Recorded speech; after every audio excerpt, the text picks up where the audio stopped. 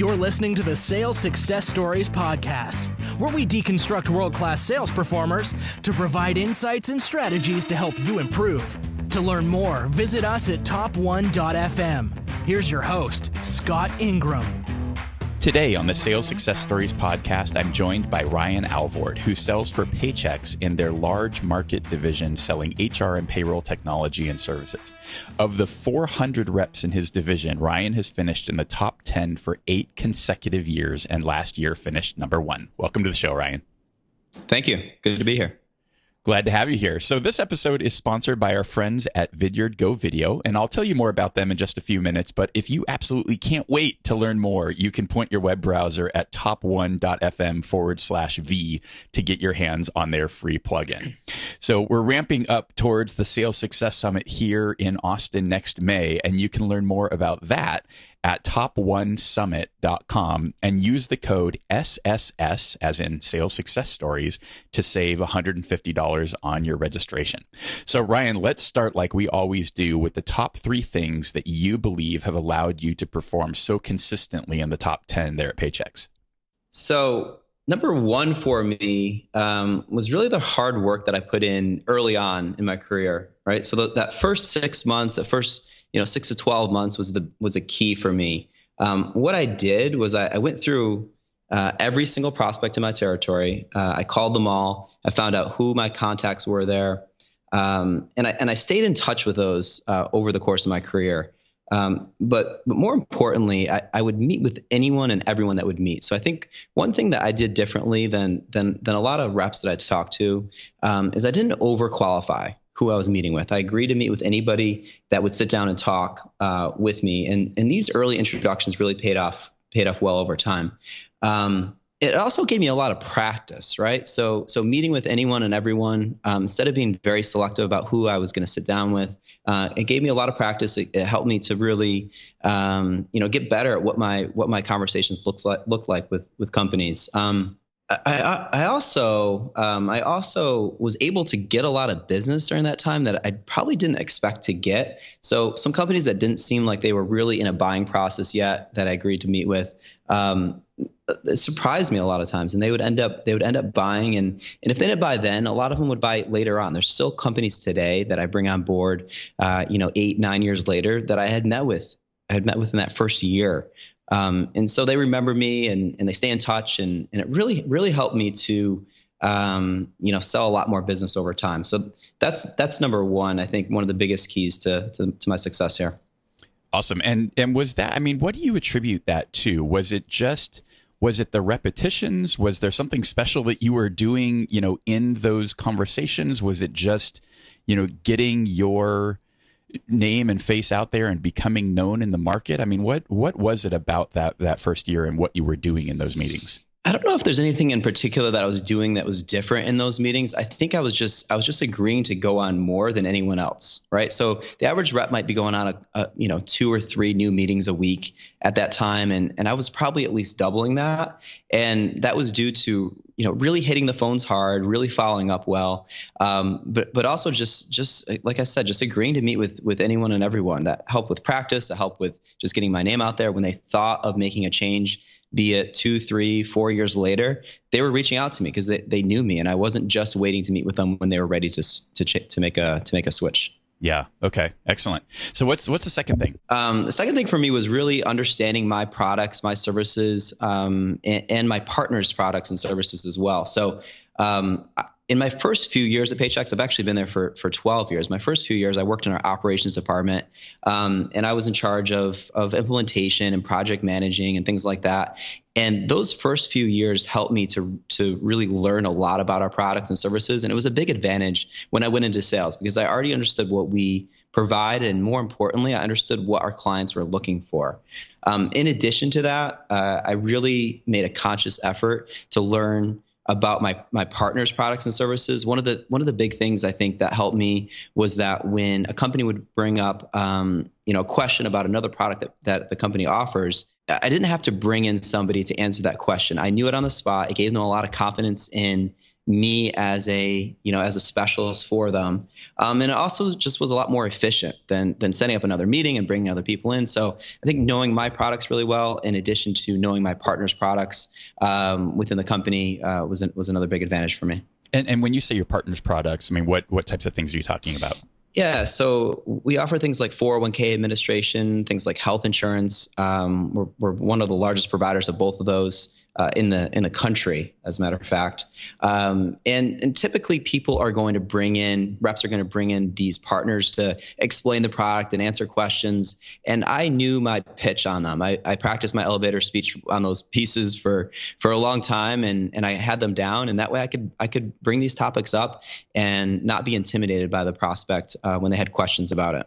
Yeah. So really about sort of being an expert, true expert in your space. And I imagine that kept your deals from slowing down too. Because, if you need to bring somebody else in, that's another meeting and we got to schedule that and we got to figure that all out. That's exactly right. Yeah. So it would slow down the buying process for them. It would also a lot of times give them reason to look at other companies. And if I could answer the questions on the spot and get them to move to the next step directly with me, that was a win-win for everybody, really. Nice. Makes a lot of sense. All right. Number 3. Number 3 for me was just persistency.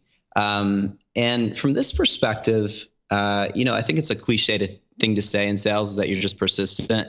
But I think there's really a craft to it. I look at it from this perspective. I assume that at any point in time, about 5% of my prospects are frustrated with their current vendor. The problem is that this 5% is always changing, right? So it might be different every week. There might be a different 5% that's interested in looking every week. From my perspective, I really need to make sure that my name was in front of that 5% whenever they were ready to look. So it might not be this week. It might be, 2 years from now, but I didn't want them to forget about me. So I really had to find a way to follow up the right way, consistently, persistently. And it needs to be done tactfully as well, right? So you have to follow up in a way that's pleasant. You can't come across too pushy. Nobody likes that type of sales rep. But you do need to stay top of mind for them so that when they're ready to make a switch, they're thinking of you. They're going back to an email that they got from you a week ago and just responding to it and say, yeah, you know what, we're ready to look now. Yeah. Well, let's put this in context a little bit because you mentioned in point 1 that you've kind of reached out to everybody in your territory. How big is that territory? How many companies? Roughly close to probably 1,000 companies. Okay. And then how are you staying top of mind? I mean, how do you stay in touch with that number of organizations? Right. So those first couple years was really mostly over the phone. So these people know my name. We've had a conversation. I know something specific about what they are using. I know what they're looking for, something unique about them. After the first couple years, I really stayed in contact more so over email. So I'd always get a good email address for them. I would keep everything very organized within my email with a folder for each company. And quite honestly, I just go through those folders and I follow up individually with them. I mean, I do some mail merges here and there, but that's not really what works with companies. It really needs to be specific follow up to them where you can reference something specifically about them. And, it does help. They do need to know your name. They need to remember talking to you as well. Just an email will not work. Yeah. So how do you manage that from just an organizational perspective? Yeah, it's a little antiquated. It's a little bit old school. I mean, we certainly do have a CRM that we use and that sort of thing. But my best method is really just keeping separate folders in my email for each one. So I have hundreds and hundreds of those folders for every prospect. In addition to that, I keep just a very simple Excel spreadsheet with every prospect that I've been going after over the years. And that's been the easiest thing for me. Got it. And then you're just making sure that you're touching them on some type of a regular basis then. Absolutely. Yeah. Yep. If I can touch them at least, once a month or every couple of months, is probably more realistic. Every couple of months, that's enough to stay top of mind for them. Awesome. So let's talk about how this all started. I mean, it looks like Paychex was your first job out of college, and you mentioned that you started in operations. I mean, how did that all start, and what prompted the switch into the sales side? Yeah, it's a great question. So that's correct. I worked on our implementation team for a few years within the company. I moved into a trainer role and a project manager role within the company. What I was doing was going out with the sales reps to actually help them sell the deals. at one point. So a few years in, they were taking me along with them, and I was doing a lot of the talking in those meetings. I was doing a lot of the work, and just to be completely honest, I wasn't getting really any recognition or any commission or any extra, money for helping to sell those deals. So at one point, I realized, you know what, I need to really take a look at making the switch to sales, and so I interviewed with a sales manager. I started up in our New York office. I interviewed with the sales manager. I actually didn't get the job. And I definitely felt a little discouraged, but I ended up moving down to North Carolina after that. And I interviewed with another manager who took a chance on me, and she hired me with, no sales experience, which is not typically who they hire, right? A lot of times they're looking for someone with some sales experience. And she took a chance on me, and I took a territory that, almost never had a rep in the top 50 of the company. To my second year, I was number 4 in the company. Awesome. Is there anything that you would have done differently? I mean, if you could have that first few years to do over again? I think one of the things I would probably have focused a little bit more on was building relationships outside of the company. So building partners, referral partners within other companies. So working with advisors, working with brokers, a little bit more, something that I'm doing more now, but I think it would have helped to do that earlier on. I really focus early on just prospecting, just talking to prospects in my territory. Got it. And you've been in the same sales territory the whole time, right? I have, yep, for 9 years. Very cool. So before we talk to Ryan about his performance and results, I want to thank the exclusive sponsor of this episode, and that is Vidyard Go Video. Thanks to Vidyard Go Video, the rest of this episode will be completely uninterrupted, and I hope you'll help me thank them and help yourself in the process by getting their free Chrome plugin that allows you to create personalized videos that you can include in your email outreach to really stand out and get significantly higher response rates. Just go to top1.fm/V, that's the letter V, or go to any page on top1.fm and click on their ad. So Ryan, you've talked about, being in the top 10 for the last 10 years or 8 years and being number 4 in year 2. I mean, quantify your results for us a little bit more if you can, in terms of, what type of revenue result does it take to get to that level? I need to bring about $1 million of new recurring revenue in every year. So my average is probably around $900,000 a year. The year I was number 1, I was just about 1.5 million. And again, that's recurring revenue. So that's just first year revenue. Obviously, over the length of a client being with us, it's significantly more. But we really just measure that first year. Beautiful. And tell us about, after all these years, you've got to have some great stories. Is there a particularly meaningful deal or just a sales story for you that sticks out that was impactful? Yeah, one story that comes to mind that is one of my favorite stories, actually, is that there was a company, again, this was back in that first year. There was a company that I was calling on every month. And again, I was really focusing on those bigger companies within my territory. This one was probably, at least 100 times my average size client, right? So this is a very, very big client. And this company, I called them once a month for about 6 months. And on the 6th month calling, my point of contact there, the lady kind of laughed and said, "What can I do so you'll stop calling me?" And I said, "If you'll give me 15 minutes to come in and meet with you, I'll stop calling you."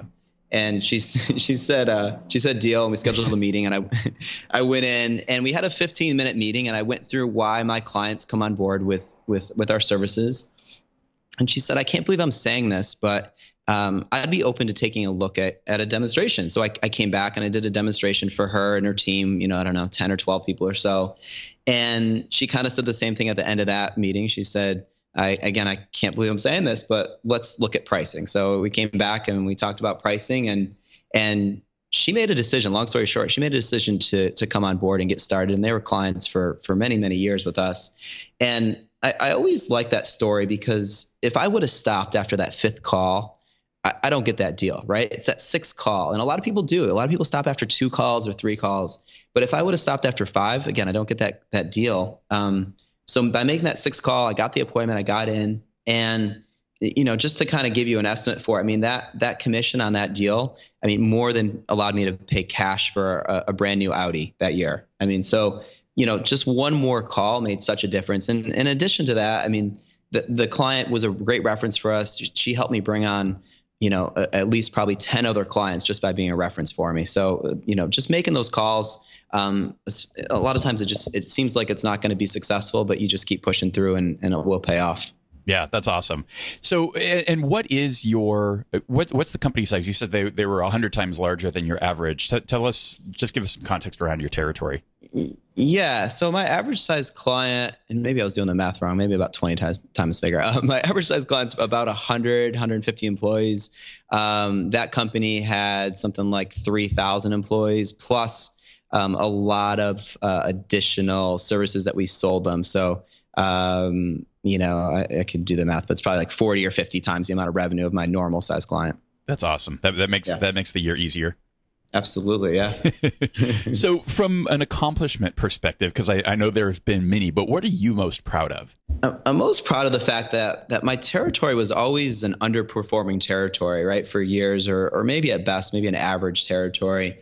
And, at the top of the ranks, in that top 10 was always bigger cities like New York or Chicago or LA or Dallas or something like that. And kind of out of nowhere, I brought that territory from a, 100th ranked territory or something like that to a top 10 territory. And so out of nowhere in the ranks, everyone was like, why is Raleigh on the map here? Why are they in the rankings? And I think that's probably what I'm most proud of. That's awesome. Because you get to say, well, it was because of Ryan. Exactly. Yeah.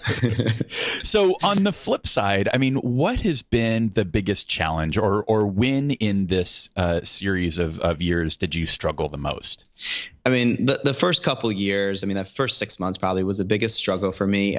Quite honestly, I was very nervous going out and meeting with these companies in the beginning. Although I was doing it as an operations person before that, it was a whole nother challenge to go out and meet with companies that a lot of times didn't have interest, and a lot of times were a lot tougher to deal with than, when they had already decided to work with the company. So the first few times, especially presenting to companies of more than a few people that I was meeting with, was very, very difficult for me. But I think getting over that fear was accomplished by just a lot of practice. Just again, meeting with a huge volume of companies. Ironically enough, I guess when I finished number one last year and I had to present at our President's Club in front of 1,000 people, I was less nervous probably for that than I was in the beginning when I had to present in front of a few people, early on. So that was probably the biggest challenge for me over the years. Yeah, and just a matter of getting it out and sticking through it and knowing that, again, it kind of comes back to the repetitions, right? I mean, you do it enough and it suddenly becomes comfortable. Yeah, it's just sheer immersion. Really just throwing yourself into it and giving yourself a chance to improve and all that will get you good at it. Yeah, perfect. Well, let's talk about routines a little bit. And I don't have to ask this first question given your preferences for when we scheduled the interview. So I know you're not a morning person, but walk us through your day. When does that start? How do you kind of set it up? And what are the key kind of habits and routines that you feel are really central to your success? So I don't usually share this part, but typically the first thing I do when I get up is I put on headphones. I have these big Bose wireless headphones I put on, and I put music on really loudly on them. So it's nothing in particular, but just like music that's going to pump me up for the day, basically. So, EDM music or just global top 50 music, something like that. So I put those on and then I make a list for the day, a goal list for the day. So this is before checking email. This is before having breakfast, anything like that. I get out a sheet of paper, nothing fancy, no apps or anything like that. But I get out a piece of paper and I write down on that paper what it is I want to accomplish for the day.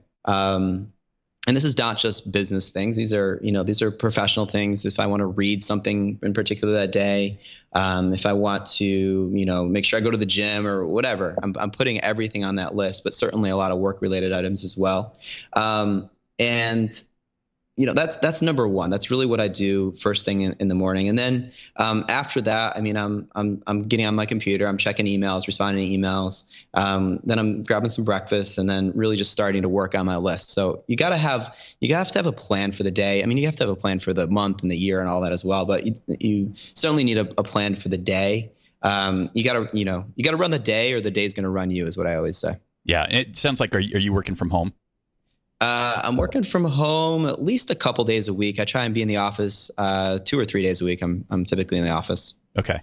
And then in terms of the structure of the rest of the day, I mean, how are you doing that? Yeah, so Mondays and Fridays are typically just over email and over the phone, just really organizing things, working on paperwork, admin items, things like that, setting up, meetings for the week and that sort of thing. Tuesday, Wednesday, and Thursdays are usually my meeting days. I try and have meetings at 10 a.m. and 2 p.m.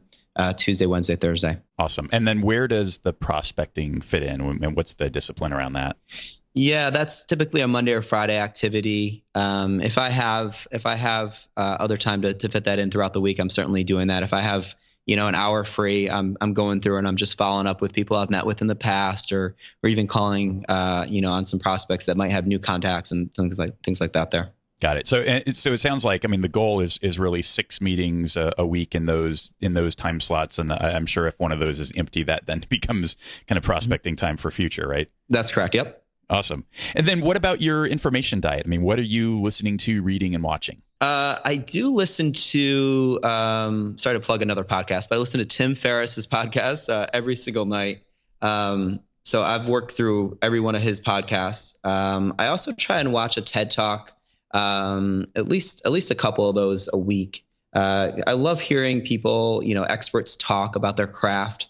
I love hearing, tactics for personal improvement, things like that. I also have a sales partner that sends me a motivational speech every single morning that I typically listen to. I should have mentioned that with my morning routine, but that comes to me pretty much every morning. She sends me something. And then I try and read at least a book a month, usually nonfiction, again, usually like self-improvement books. That's always important for me as well. Nice. Well, I can't be offended by the Tim Ferriss. Like, that was a huge inspiration for this show and sort of the way that I try and tackle things. So I appreciate that one. Absolutely.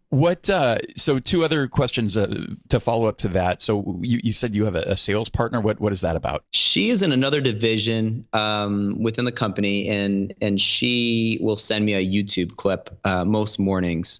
A Tony Robbins clip or something like that really just seems to get me motivated for the day. Despite how motivated we may be in sales, just naturally, you do need to hear things. You do need to get motivated to get up and grind and reach out to companies and get ready to present and these sorts of things. And what do you do for her? I don't really do anything for her. She's always just, I think she gets a lot by helping other people out and helping to motivate people. So she's become a good friend. So hopefully, I guess I've been a good friend for her at least. That's awesome. So I'm curious about, maybe we can include a couple of these things in the show note items. If you want to send me an email afterwards, I'd love if you've got sort of maybe a top 2 or 3 of those video clips that you want to share. And then from a book perspective, I mean, over the course of, whatever time period you want, what have been some of the most impactful books that you've read? I read this book called The One Thing. I think the author is Jerry Geller. Gary Keller. Gary Keller. There we go. He's an Austin guy.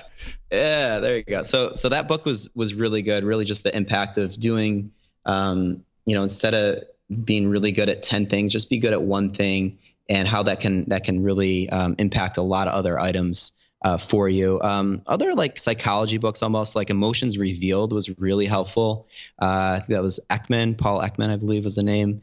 And that's about reading facial expressions by people, which can help a lot in meetings and help a lot with negotiations and things like that. Books on decision making. There's one called Predictably Irrational. That was really good. Just shows how people will make irrational decisions, and so a lot of it is more about an emotional type of decision than a logical type of decision. So Predictably Irrational was a good one as well. Excellent. Couple in there that I haven't read, so interested to check those out. Now, the one thing has definitely come up a few times on the show. How do you apply that? How do you think about your one thing? That's a great question. I think for me, becoming, getting these partners within my organization or outside of my organization is probably the most relatable type of example I can give, because instead of reaching out manually to these companies and calling or emailing them, if you can build up a good enough relationship with these other people, they'll essentially be bringing you business, right? So they're going to be referring you business. They're going to be letting you know companies that are looking to make a switch, and you don't need to be constantly staying in touch with those companies. So if you can build up a handful of those relationships, really you can generate a lot of business from that.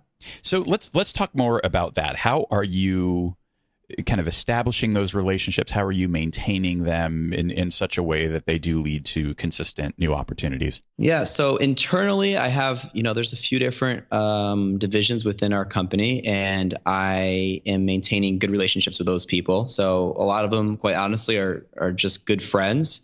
And, as they come across businesses that may need my services, they're reaching out to me, right? They know me, they trust me, they believe that I'm going to give them a really good shot of getting the business. And so I'm getting a good number of referrals internally. Outside of the company, I have a 401k broker that I work with. I have a health insurance broker I work with. These guys have been fantastic to me over the years. They are certainly bringing me business as those come up. I mean, we meet for lunch, we meet for coffees. Again, I see these people really as my friends, and it's really a friendship first type of situation, but they are definitely sending me business as they find it. Yeah. Well, and I don't know if I've shared this before. I spent my very first real sales role was actually with ADP, and that was a huge part of what worked for me. I think, especially when you're working in a local market like you are, right? Finding some partners that are well established, that are calling on the same types of companies, just being able to get together and share opportunities and what you're hearing and help each other out. And to your point, I mean, they just become friends, and you're helping your friends out, and it's a great way to augment what you're doing on the phone and kind of your own solo efforts. Certainly, yeah. It becomes fun to chase business with people that you're friends with, right? So it all works. Yeah, absolutely. So Ryan, do you subscribe to a particular sales philosophy? I would say my sales philosophy can probably be most closely identified with story-based selling. I tend to always tell stories about other companies that I've brought on board to help bring other companies on board. So I think it's much more powerful to explain to a client reasons that another company came on board that may have been in the same position as them, rather than just talking about their issues in particular and telling them that we can fix their issues. Really showing them that, hey, there's another company down the street that was in the same position as you, and we were able to fix their issue, and this is how we were able to do it. I don't really ask as many open-ended questions as a lot of people do in those cases. I really lead them down that path, and I say, you know what, you all are a restaurant. There's another restaurant with 25 locations headquartered down the street from here, and they came on board for these particular reasons. Can you identify with any of these? And they, without fail, can typically identify with half those reasons, and they're reasons that they probably wouldn't have given for reasons that they would have made a switch anyway. So it's really just suggesting those types of things through story-based selling. Nice. Now, how did you do that in the very beginning, before I imagine you sort of had a lot of those stories? Well, one advantage was working in our operations department first, because I was able to talk. I was able to talk about companies that were clients and really speak to why they came on board. So I had a little bit of an advantage from that perspective. Well, and I wonder if how that sounds like it must have made just a huge difference because of the understanding and the inner workings and the way that you understood the challenges and what people faced. That must have just given you such a huge leg up than had you gone right into sales from day one. Oh, absolutely. Yeah. So that was, people are coming into the company typically, and they're spending, that first year really learning the products and getting comfortable with them. And I had that knowledge from day one. So it was a big advantage for me for sure. Yeah, really interesting. And then how would you describe your style and the way that you approach all of this and work with your clients? I'm very informal with my clients. I don't go in and make small talk. A lot of people with companies, they're going in and they're making small talk about a diploma on the wall or a picture of something in their office. I don't do that. I don't really ask them any personal questions. When we sit down, I basically just ask them if we can jump right in and talk about how we can help. So I always make a joke and ask if they're excited to talk about payroll, which nobody is, but I always ask that question. I say, were you up all night with excitement about talking about payroll today with me, or something like that. But I jump right in. I'm very informal and just really walk them through stories. Yeah, I like that. I always felt like the whole let's talk about the fish on the wall thing is just like such forced, trying to be personal with somebody. I feel like just jump into the value, and if that's there and we like each other, like the relationship will develop after that, but not through this like forced small talk in the beginning. Completely agree. Yeah. Yeah. So Ryan, we talked about the videos that your sales partner is sending over to help motivate you. But what else is driving all of this and kind of the core to your own motivation? I'm really motivated by rankings. So I'm a super competitive person. I have been my whole life. The competition is very important to me. So having rankings that we can look at on a daily basis and see where you stand is huge to me. I mean, I certainly am motivated by money as well. We can talk about that a little bit, but that competition is probably at this point number one for me. I motivate myself by having Post-it notes up around my house. So on my mirror, I have Post-it notes with monthly revenue goals on them, annual goals that I want to hit, rankings that I want to hit. I have to see these goals every single day. It's something my dad taught me when I was a little kid. Like, you have to have these written down. You have to have them in plain sight for you to see constantly. So that's really big for me. Again, motivated by money. That's a big thing. Money means options. Money, gives you the ability to save, to buy nice things, to invest in, other businesses that you might see as good investments for the long term. But I like having a comfortable lifestyle. I couldn't do that. But I couldn't do this job with money alone, right? So I need those rankings. I need that recognition to really succeed. Yeah. What part of the rankings is driving that? And I guess what I'm asking is, like, how does that get communicated? How often are you seeing that, and how else do you sort of use that to drive your motivation? Yeah, it's in real time. So we use Salesforce, right? And it's in real time. I mean, when you have a new deal start, it's updated that minute basically within our system. So you can see exactly where all 400 reps stand at any given point in time. Nice. So then the natural question is, how obsessive are you about that? How often are you looking at those numbers? At least a couple times a day. Nice. Yeah. I obsessed, I guess. Yeah, totally. Well, but it makes sense, right? I mean, you can't compete if you don't know where you're at and where everybody else is at, and that makes a lot of sense. And I think there's something to that. I mean, in the days of ADP, now this is a long time ago. I'm sure this has changed, but I think it was weekly. We would get just this monster spreadsheet, and you could see where everybody was at for that week, for that month, for that quarter, for that year, and kind of slice and dice it a whole bunch of different ways. But there definitely was a little bit of a lag. It wasn't real time. Yeah, it's very smart from a management perspective to let people see where they stand and let them compete, and it's a big motivator for a lot of people. Yeah, for sure. Cool. So is there something that you believe that the average rep, so somebody nowhere near the top 10, would think is crazy? I think the amount that I worked in the beginning. So again, if we go back to those first couple of years, I was definitely working 70+ hour weeks. And I think a lot of people thought that was probably crazy. The good news is that you don't have to do it forever. I didn't have to do it forever. It pays off. It pays huge dividends later on down the road. So I think that's probably one thing that people thought it was a little nuts that I would wake up on Saturday mornings back then and jump on my computer and spend half the day following up with prospects that I talked to that week.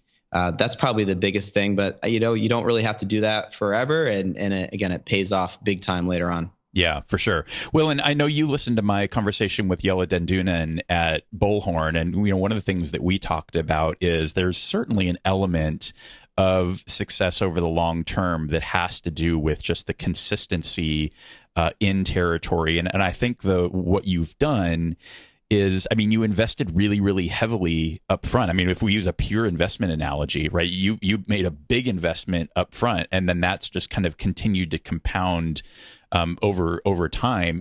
What are there parts of that were super important, or again, kind of looking back, that you might have done differently to even further compound the success that you're having today because of some of that early work? The most important part really there is the activity. A lot of people get a little bit caught up with what you're saying and what your message is, and there a lot of times they're just in sort of an indecision state there of what to do.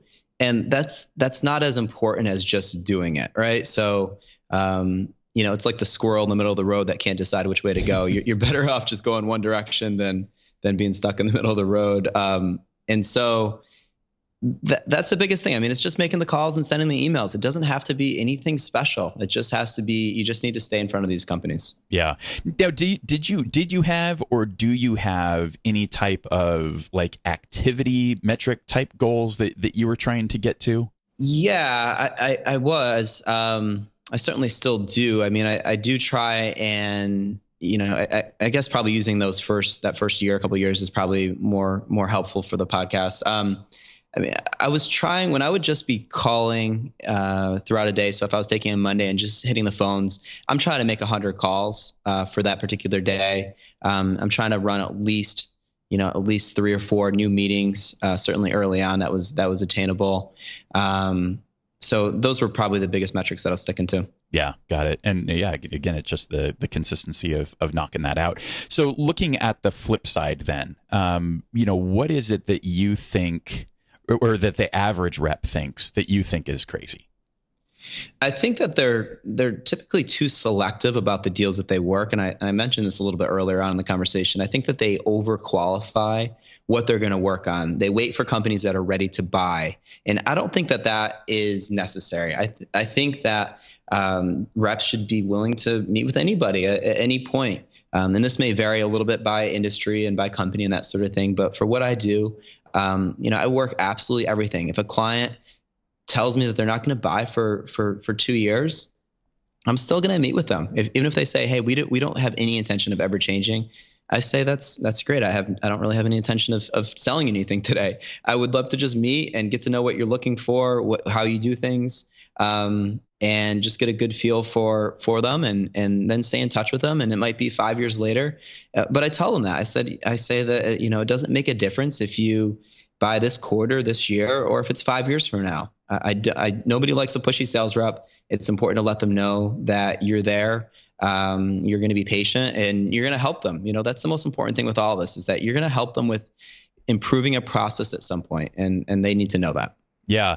Well, and that definitely is counter to a lot of the comments that we've heard, and I think you called that out as we were talking before we started recording, that you might have a couple of differences of opinion, because there's definitely been a pretty consistent theme of a lot of qualifying and just making sure that, hey, is this something that I should spend a lot of time on? I wonder if the difference is that there's one thing to be willing to spend the time to begin to build a relationship and plant the seed and start to stay top of mind for when the time is ready, versus really digging into a specific deal or specific opportunity that isn't qualified and trying to push that rock up the hill. I think maybe these things work together, right? Where I think what you're saying is, look, I'll meet with anybody. It's not about the timing. I'm just there to be a resource and to be of value and to serve them. And at some point they'll do business with me,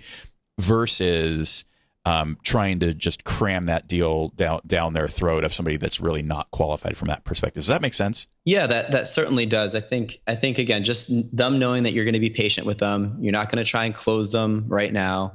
You just want to be a contact from them. Is exactly right. Yeah. Super interesting. So what have been the most important decisions you've made or lessons you've had to learn along the way to get where you are today? I'd go back to those goals. That's probably the biggest thing that has helped me get where I'm at today. So making a decision to write down a goal, put it on paper, and stick to it is probably number one for me. Number two would be partnering with everyone I can. You really don't want to try and do it on your own. You can accomplish so much more with other people. So I think that's probably number two. And number three, even after a deal is signed and submitted, I stay very close with my companies, with my clients. Even a couple years down the road after they're a client, I'm still following up with them. I'm still touching base with them. I'm still trying to make sure that everything is smooth for them. That's not something I have to do. That's not really what my job is here. My job is to bring in new business, but I do a really good job, I think, of staying in touch with those companies and being ready if they're looking for additional services. I'm there for them. If they have referrals, those types of things are going to come as well. So staying in touch with my clients is one of those pieces as well. Nice. So what's your frequency? I mean, what's the cadence? How do you try and manage the stay in touch process after you've brought a new client on? Early on, I try and stay in touch with them at least once a week. As they've been a client for a little bit, it goes down to probably once a month, and then over time, I'm checking in probably a few times a year. Okay, excellent. And then are you making a point of asking for referrals in most of those conversations? How does that piece work? Yeah, I will. If they express that they're very happy with us, I will say, you know what, do you know anyone that does what you do at another company? And sometimes they do, sometimes they don't. I don't get a lot of business from referrals because I don't really push that part. But when I do bring it up, I do occasionally get some referrals from that. Okay. Awesome.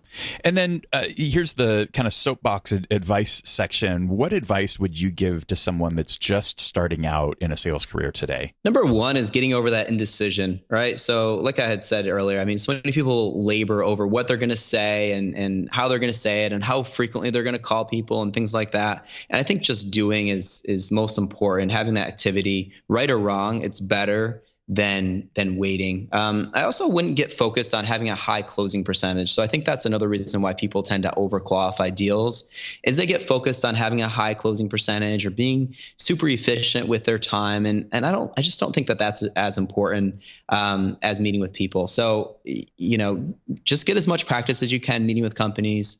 Books like Malcolm Gladwell's book Outliers, it talks about the 10,000 hour rule. It really applies. You need to get in as much practice as you can. You'll get so much better at the meetings, at meeting with people, at asking the right questions and knowing what to say. And you'll build a huge pipeline in the meantime. And again, you'll learn your craft, and that will pay off over time. So Ryan, what about the flip side? What about somebody that is further into their career? Maybe they've, and I would imagine this probably happens for you given the position that you have there at Paychex. So I'm sure some folks come to you, they've been at Paychex for 5 years and they're kind of middle of the road, or maybe they're, I don't know, pick a spot for them, but they're not at the top. They want to get in and break into that top 20, or top 10. What advice do you have for them? I think this is an important point and probably something that would apply to probably some other questions that you had here, but I'll mention it at this point. They need to figure out their why, right? So they need to figure out why they're doing it.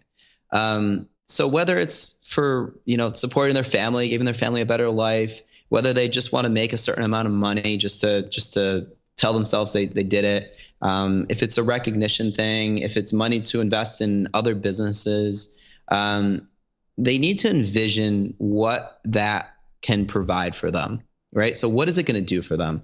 If it's finishing number one, that was what it was for me a couple of years ago. I pictured what it would feel like to be number one, to have everyone at our President's Club trip, having 1,000 people congratulating me. That was important to me. That was something that I was trying to achieve. So they need to know their why, like why are they doing it? And then they need to know that specific goal. And then they need to work backwards from that. So they need to say, hey, what is it about? What do I need to actually do to achieve that, right? And they need to break that down by month, and they need to work backwards into some sort of specific activity that they need to put forth to accomplish it. So again, starting with their why, working backwards into, those particular goals and into, daily goals. And again, for different companies, different organizations, that's always going to be a different type of metric, but they need to work into that math. Perfect. And then, we talked about this also a little bit before we started. When you're in the number one position, the one thing that you don't have is somebody above you to look up to and kind of understand what they're doing to get better results. So what would you want to know of somebody who's in that number one spot in another organization that you might be able to learn from? Yeah, it's a great question. I think something that would be addressed certainly in your summit in Austin. I'd be most curious to talk to these reps about what they do to stay motivated. It definitely becomes a little bit harder over time. It does lose a little bit of its excitement to get up and shoot for the number one spot when you've hit it already, or what's the difference between an 8th or 9th consecutive top 10 finish. So it does lose a little bit of its excitement over time. So I'd be curious to find out what they're doing to really stay motivated, as well as the reps that have been selling the same product for a long time. So reps that have been selling a product for 10 years. How do they not get bored with it? What do they do to challenge themselves and stay excited by it? Those would be a couple of my biggest questions. Beautiful. And this is always a trap. Now I get to turn those questions around. So how are you maintaining your motivation after all these years and making sure that you don't get bored? Yeah. So giving myself new goals and figuring out my why, and to reference the why again, that changes over time, right? In the beginning, it's covering, it's making enough money to cover certain needs, or maybe it's a car you want to buy. But after a certain point of getting those things and having enough money to buy those things that you want, you need to come up with new goals. And a lot of times those are side projects and things of that nature. But you do need outside influences like books that you're reading or motivational things that you're listening to, or really just meeting with other reps that have been really successful and saying, what, I want to beat them. I want to have a better record than that particular person. And, if you look hard enough, you're always going to find people to chase. They might be within your company. They might be outside the company, but there's always more you can do. Great stuff. And then who is the most successful salesperson that you know personally? One of the salespeople that I looked up to the most for years, and he was my partner within our organization. He sold our 401k service side by side with me. We had hundreds of meetings together over at least probably 5 or 6 years. And his name is Kurt Lamb. He's a 401k wholesaler now, but he was my partner for a while, and his style was very different than mine. He is definitely more of a pit bull with closing and much more aggressive. And we worked well for that reason together, because I was a little bit more, I wasn't as pushy, but I did learn to ask for the business a lot more at that point. I mean, a simple question he would ask and that I use today is, what can we do to move forward? So a lot of times I would go in, have what I thought was a great meeting, go back and maybe have another meeting with them. And I would just never ask for the business. And I think that's important to do. And I learned that from him. And I would say he's probably, from that perspective, certainly one of the best reps that I knew. Awesome. And talk about, the team selling piece. You mentioned that early on and certainly a part of what you're doing. How did that dynamic work? How did you make the most of that situation? And obviously 2 different styles and personalities and approaches. Yeah, it definitely grew over time. It was definitely something that we had to get used to, especially those first meetings you go on with a new partner. You're trying to figure out your place, but it was a little bit of I used to joke, it was a little bit of a good cop, bad cop type of relationship, where he would be a little bit more pushy and I would say, okay, there's no rush. We can do this in 6 months if you want to. And I think it played well, and it depended a lot on the personality type of the people we were talking to, right? So if you had a dominant driver that wanted to, he's the CEO and he wants to do it a certain way. And I was talking to him, I would certainly yield to him and we'd see how he reacted to that. But if he really needed to be pushed along, and, Kurt would jump in and Kurt would push him along and steer him down that path. I think that partnership, you really just need to get to know you need to practice, right? You need some practice with it, but it helps. It helped again. He was another one of my, and he still is one of my close friends, and it helps to have that relationship with somebody, and again, know that, kind of anticipate what the other person is going to say, and know how you're going to work together. Yeah. Well, I think there's certainly a theme that has emerged from this conversation, and that is so much of this just comes down to repetition, right? It's just the practice, it's getting the reps in, and when you do that work and when you have the activity, you're going to get better. Right, you're going to get better, and you're going to build a pipeline. Both are going to go hand in hand together. Beautiful. So here's the part where we try and boil it all down and make it actionable for the person listening to this. So Ryan, what is the challenge that you would have somebody do over the next 2 weeks before the next episode comes out that they can put into action to make themselves better and generate better results? It's a great question. I think number one is sitting down and figuring out their why. I think that's number one. If they don't already know why they're doing what they're doing, I think you have to know that first before you can do anything else. So I think sitting down, figuring out your why, you may need to talk to some people about that. It may take you some time to figure that out. And again, it's something that may change. It's probably different than what it was when they first started their career, or it's going to be different when you're 20 than when you're 40, right? So I think that's number one, is figuring out that why. And then looking at things from a goal perspective, looking at things over the course of, a few years, maybe over the course of a year, and then figuring out what is it that I need to do? How much do I need to actually sell? How much business do I need to bring in to hit that goal? And what does that look like on a monthly basis? What does that look like on a weekly basis? What does that come down to on a daily basis? How many calls do I need to make? How many people do I need to talk to? You got to work with what your closing percentage looks like and what your activity looks like. But I think just getting that down on paper, and my challenge would be to hang those goals up, have them on your mirror, have a Post-it on your mirror that you look at, on your bathroom mirror, that's going to remind you of what you need to do for the day. And, what's your why? Why are you doing all these things? So I think we are all capable of a lot more. I know that we're all capable of a lot more than we actually do. And if there's a goal that you want to hit and it's important to you, write it down, look at it every day, figure out what you exactly need to do to accomplish that particular goal. That would be my challenge for people. Fantastic. Ryan, this has been really, really incredible. Thank you for taking the time to share your story and all these insights with us today. You're very welcome. Thank you as well. So, what my why is really about inspiration. I love to help people see what's possible and find a path to getting there. And it's something that I do in my own sales role with my clients. I'm really trying to understand what they're trying to accomplish and what their goals are, and how we can get from here to there. And also a lot of what I'm trying to do with this show. And it's really the underlying reason why I decided to put together the Sales Success Summit that's coming here to Austin, May 7th and 8th. So if you are looking to take your own sales results to another level, and you want to find inspiration and learn from the best of the best, folks like Ryan who are at the top today in their sales career, then I hope you will come and join us and be a part of this event that I am working really, really hard to turn it into just an incredible, incredible experience. If you'll go to top1summit.com and check out the details. If you haven't already heard it, go back and listen to the episode that I did talking about the summit and some of the things that we're doing within that to make it such a great experience. And then use referral code SSS.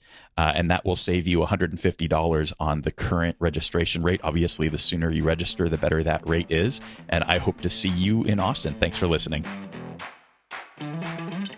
Thanks for listening to the Sales Success Stories podcast. To be sure you never miss an episode, and for an invitation to our sales success community powered by Influitive, subscribe to our newsletter at top1.fm.